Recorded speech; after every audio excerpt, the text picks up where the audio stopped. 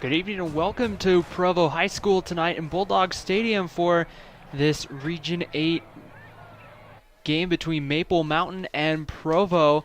A big game coming in tonight for Maple Mountain as the final 3 weeks of region play. And right now the Golden Eagles are in the middle of the playoff race, looking right now to try to get that 4th spot or higher. But right now they're in a deadlock tie with crosstown rival Spanish Fork. And tonight they come into this contest and they get Provo on the road. We welcome in my partner. I'm Ryan Pickens alongside Chris Hurst. And Chris, a big game for Maple Mountain as we get late in the region play. Yeah, it's a big game. They need to probably win 2 out of these next 3 to get in the playoffs, and hopefully Spanish Fork trips up somewhere along the way. They're both tied at 1 and 2 in region, tied for that 4th spot, fighting to get into the playoffs. So this is a critical game, and it is a winnable game where Provo comes in 0 and 3, although they have won 3 games in non-region play. And so for Maple Mountain, able to get the win over Wasatch as their 1 region win, and now they come in to play a Provo team who's rebuilding. They have a new coach on the sidelines for Provo, trying to turn everything around, and really not just turn the season around, but really turn a program and even a culture of football here at Provo High. Yeah, they've got a very nice stadium here. I don't know who wouldn't want to play for Provo. I wandered into the other press box over there, and it was amazing. And then you got this beautiful field here.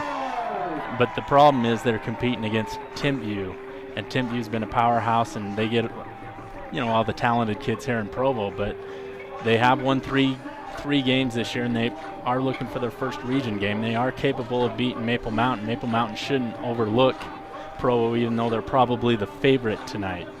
There are a lot of things that goes into a high school football season and trying to get into the playoffs, and this is probably one of the more exciting times, especially as you start to inch closer. Timpview and Springville right now going pretty much 1-2 right now in Region 8, but the rest of the schedule for Maple Mountain, like you said, Chris, 2 out of these next 3 is going to be big, and you got Springville looming on the schedule.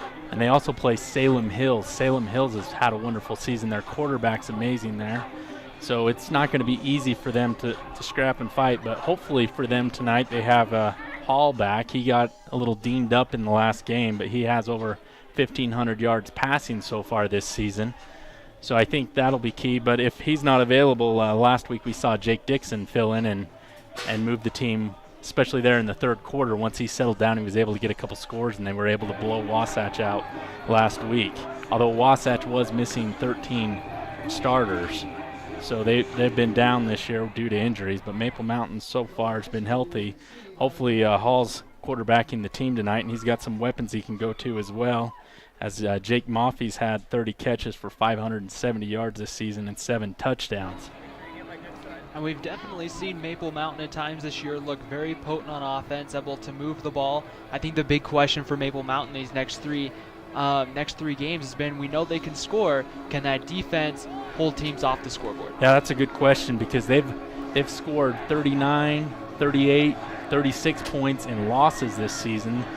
The offense hasn't been the problem. It's been the defense this season. So will definitely be something here. We are just a few seconds away from kickoff. Provo will receive and will get the football first here in this one. Let's talk, Chris, real quickly about some keys in this one. And we talked about, always in football, turnovers and making sure that you're able to keep control of the ball. Yeah, last week Maple Mountain had a few turnovers. They also had a few penalties last week, so they need to, some of those mental miscues, they need to correct those as they move forward tonight. And then they need to work on their defense. They've given up a lot of points this season, so if they can keep Provo in check, their offense hasn't been the problem. So right now we see Maple Mountain. They'll be wearing their white tops, maroon pants, and the maroon helmets. Provo in the white pants, green tops, and the green helmets. As we were just about set for kickoff, Tanner Dayton will set the ball up on the 40-yard line, and we'll just be about set, ready to go here for kickoff. Yeah, Tanner Dayton has a leg. He'll most likely put this one into the end zone, and Provo won't have a chance to return it based on historical events. And he did kick a 46-yard field goal last week in that victory against Wasatch, and he missed a 48, 49-yard attempt that was just a little wide left. Dayton puts a foot into it. It's a high, deep kick that's going to send Braden Hinckley into the end zone, and that's exactly what, Chris, as you predicted, Tanner Dayton puts it into the end zone, and Provo will start their first offensive possession at the 20-yard line, and they have a very talented junior quarterback that's really helping change that culture of Provo football. Yeah, that's Villaloma Ioni, I believe is his name, and he's just a junior, but he's stepped in and played well. He's only 5'7", 205, but he's very he can run the ball and he can throw as well. He's a dual threat. So Iongi will be in a kind of a pistol formation on first down and give to the back right up the middle, and that looks like to be number 7. That is Braden Hinckley, and he fights himself a way out across the 30 for a first down. And so on the first play, he doesn't quite get the first down. He gets 9 and sets up Provo in a 2nd and 1. Yeah, it's a great job by Cole Casper there to make the tackle there. But you don't want your strong safety making too many tackles. You'd rather have your linebackers and defensive line coming up and stuffing the run here. So 2nd and 1 for Provo, ball on the 29-yard line. And Iongi and the Bulldogs will spread the field here on 2nd and 1. Iongi from shotgun, flags fly, and we're going to have a whistle blow, and you would think probably when the flag came in that's going to be a false start penalty against Provo. Yeah, we'll have to wait the call. And that referee that throws it's either offsides on the defense or a false start by the offense. It's going to be offsides indicated against Provo. Well, so it looks like a Provo offensive, maybe lineman or receiver lined up in the, I guess it's going to be in the neutral zone, you would say, and so that makes the 2nd and 1 now a 2nd and 6. Yeah, and those are the type of things that can stall drives. You get a good first down run, and then you negate it by a penalty and put yourself in a 2nd and longer situation. So 2nd and 6 from the 24 as Provo will break huddle. They need the 30 for a first down. Iongi set from shotgun with 5 wide receivers, 1 in motion, and it looks like the give goes outside to Morales, who's tricked up in the backfield for a tackle for loss on that one. Yeah, that was a great job by Zach Jeffers. He had the contain to the outside. He stayed at home, and he was able to bring down the runner. So a big loss on that one's going to put Provo in a 3rd and 12, so a loss of about 6 there. And now a big throwing situation here for Viliami Iongi. Yeah. And the Bulldogs. As we could see on that replay, that was a great job by Jeffers staying at home, making the contain, and then tackling. He might want to work on wrapping up a little bit there at the end. Provo almost got the edge there. So a throwing situation for Provo. They'll spread the field with 4 wide receivers. Iongi steps back to throw, looks over the middle, got a man that's complete. That's out to Peyton Jorgensen, who's going to get out right around the marker, and he looks like has enough. And that could be a Provo first down, and it is.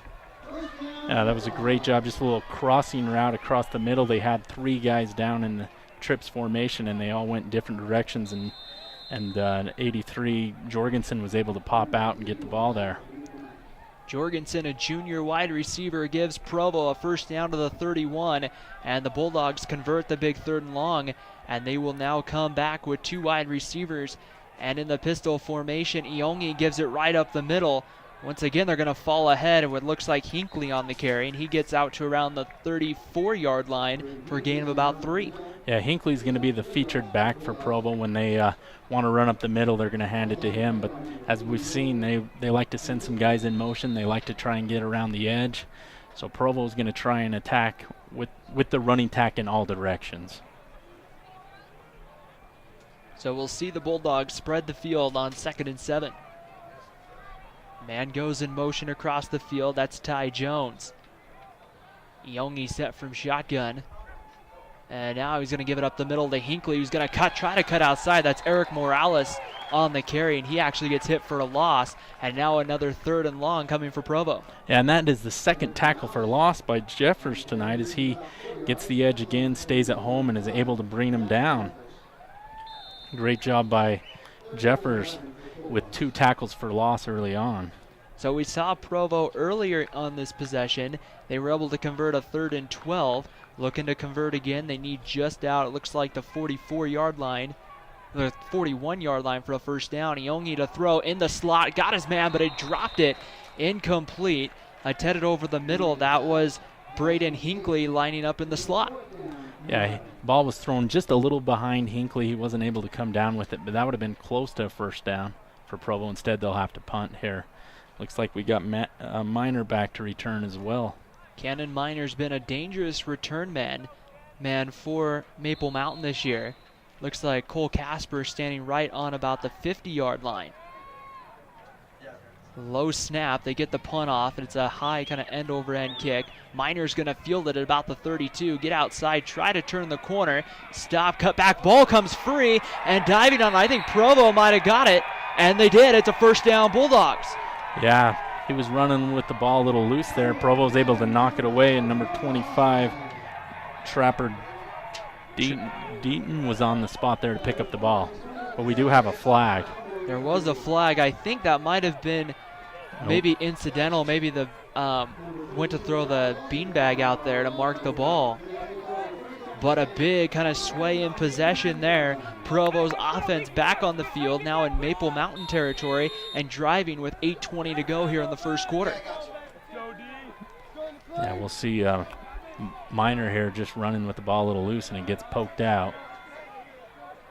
Right there, number 32 knocked it out. That's Dallin Olson. So Bulldogs set to spread the field. Iongi back to throw, dumps it off to Morales out of the backfield. He gets across the 30 before he's tripped up at about the 31-yard line. So a gain of it looks like just about a half a yard, maybe a full yard, and it's going to set up a 2nd and 9 for Provo. Yeah, Cole Casper comes up and makes the tackle, and Maple Mountain had that turnover on the punt. They had 3 turnovers last week on special teams, so it looks like they haven't cleaned that up this week yet. Provo will break huddle and now set up with trips to the bottom of your screen. Iongi going to roll out to the right. He's going to keep it. Now he's going to keep it to the 30, and he's going to be ushered out of bounds at around the 28-yard line.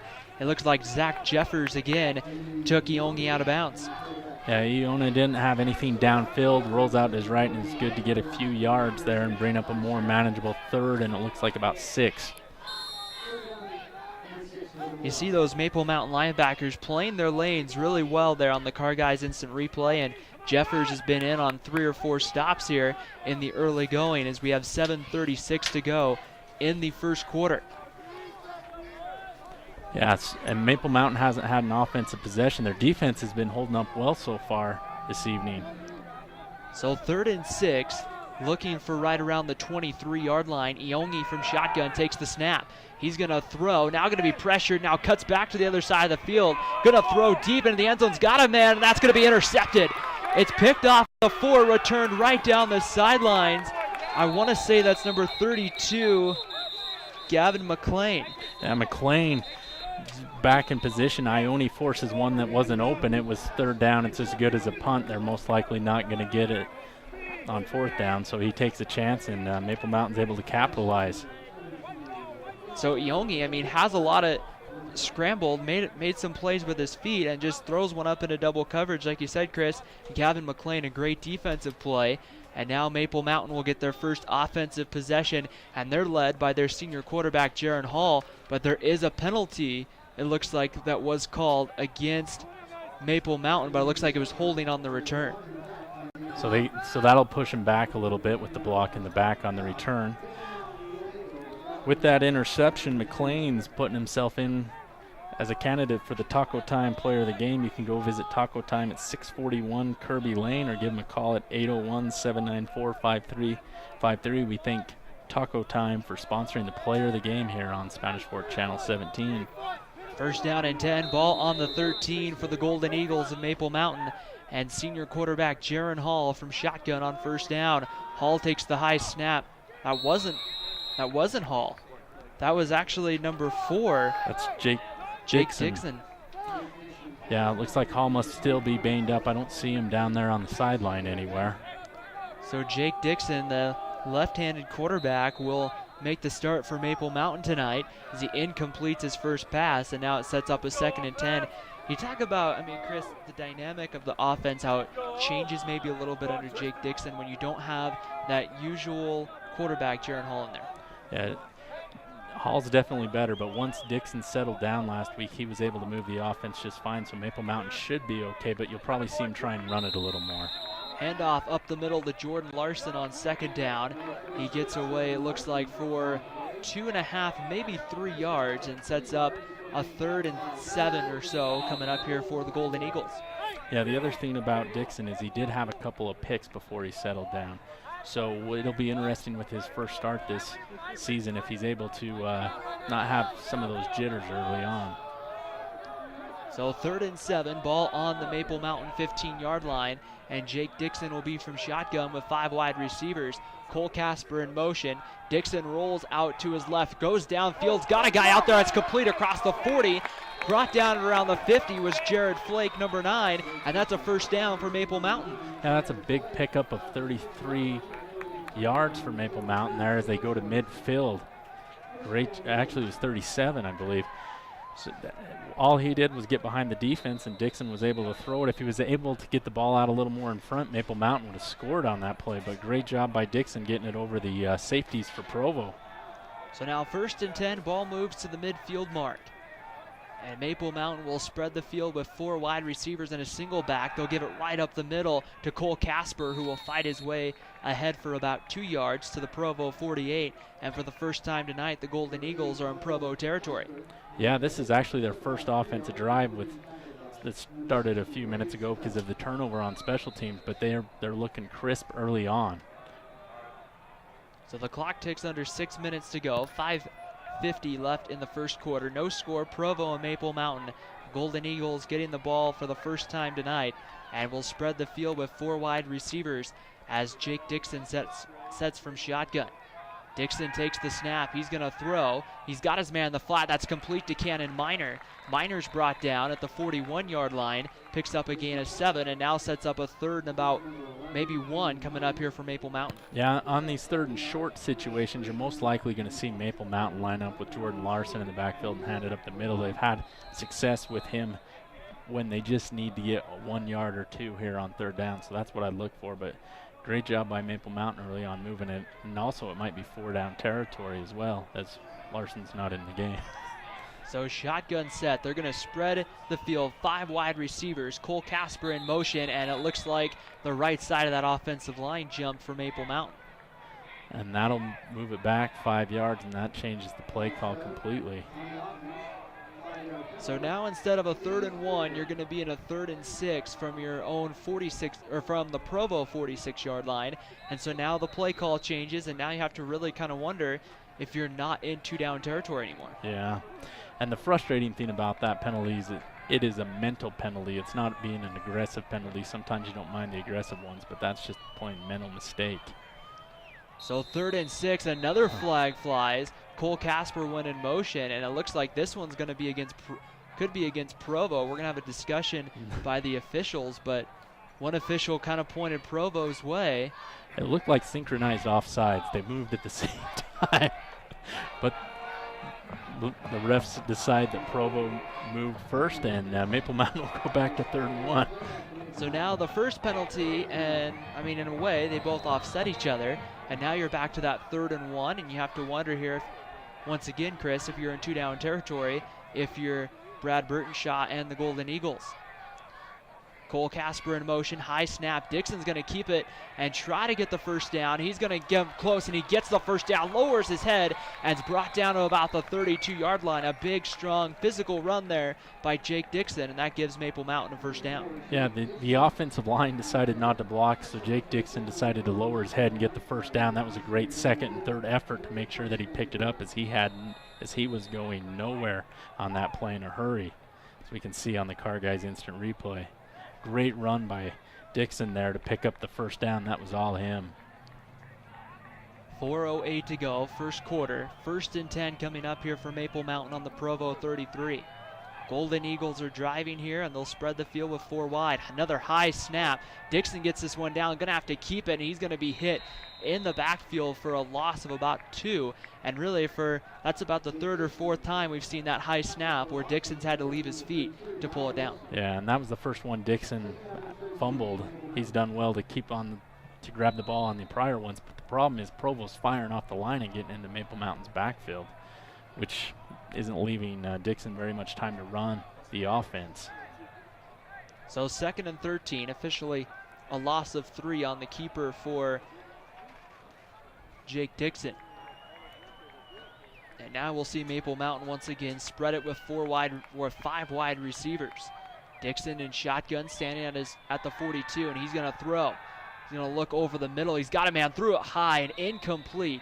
It looks like he was looking for Jared Flake over the middle, and he just threw it a little high. Yeah, that was way over the head of Flake. They're fortunate that there wasn't a safety back there to pick it and take it the other way. We talked about Dixon overthrowing some passes last week. He probably just is still in the mode of settling down here. So 3rd and 13 coming up for Maple Mountain.